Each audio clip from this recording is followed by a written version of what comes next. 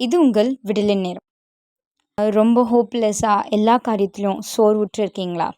ஆண்டவர் இன்றைக்கு உங்களை நோக்கி தான் சொல்கிறார், சோர்ந்து போகாதிருங்கள் அப்படின்னு சொல்லி. ஸோ நீங்கள் ரொம்ப சோர்ந்து போயிருந்தீங்கன்னா, ஆண்டவர் சில காரியங்களை உங்களுக்கு நின்று நினைவுபடுத்த விரும்புகிறார்.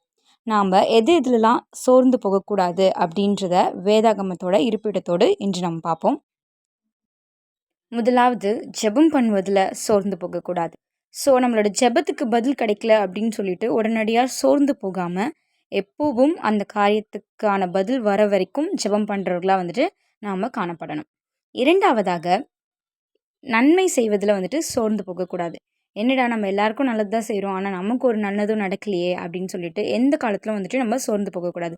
அந்த நன்மைக்கான பலன் இந்த உலகத்தில் உங்களுக்கு கிடைக்கலனாலும் அதோட பலன் உங்களுக்கு பரலோகத்தில் மிகுதியாக காணப்படும். ஸோ நன்மை செய்வதில் சோர்ந்து போகாமல் நாம் இருக்கணும்.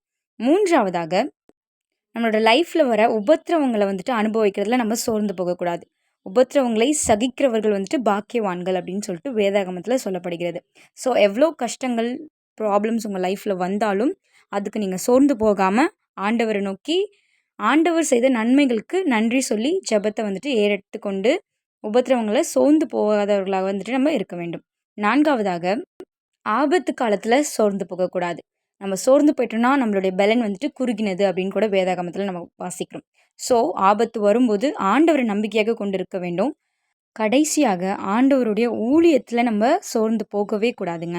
நம்மளை எத்தனை பேர் எதிர்த்தாலும், நம்மளை பகைத்தாலும் ஆண்டவருடைய ஊழியத்தில் சோர்ந்து போகாமல், அவருடைய ஊழியத்தில் இன்னும் இன்னும் நம்மளால் என்ன செய்ய முடியும் அப்படின்னு சொல்லி அதை நோக்கி நாம் பயணிக்கிறவர்களாக காணப்பட வேண்டும். ஆண்டவர் மனுஷனுக்கு நேரிடுற சோதனை இல்லாமல் வேறு எதையும் நமக்கு கொடுக்கறதில்ல. ஸோ இப்போ ஒரு சோதனை உங்கள் லைஃப்பில் வருது அப்படின்னு சொன்னால் அதை தப்பிக்கிறதுக்கான வாய்ப்பையும் ஆண்டவர் உங்களுக்கு கண்டிப்பாக கொடுப்பார். ஸோ அவர் மீது நம்பிக்கை உடையவர்களாக இருங்க. ஆமென்.